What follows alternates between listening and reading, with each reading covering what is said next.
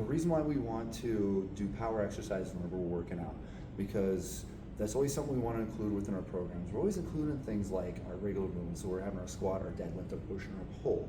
Those are all exercises that we do want within our programs. Even around here, we do our heavy carries, we're doing our combo exercises, in which the combo exercises we're going to get into in another subject.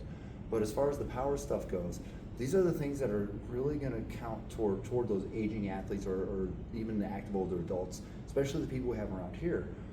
So your power exercises can be things like your throwing and your jumping type exercises.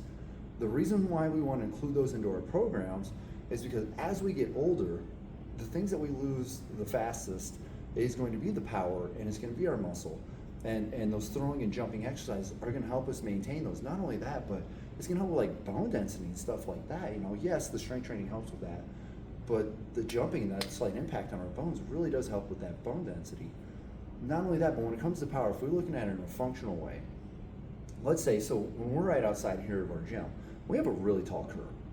And let's say you're walking and you're coming into the building and you go to step and you tap your foot on the side of that curb. You start to stumble, you start to fall, right?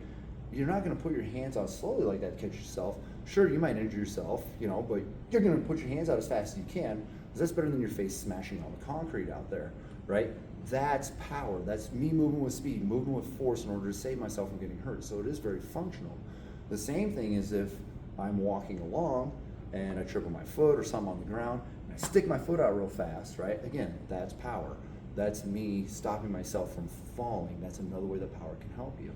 So when we come into conclusion of it, we do want to add those throwing and jumping exercises, so our ball slams or box jumps or squat jumps, things like that into each program, along with our normal functional movements, our squats, our deadlifts, our push, and our pulls.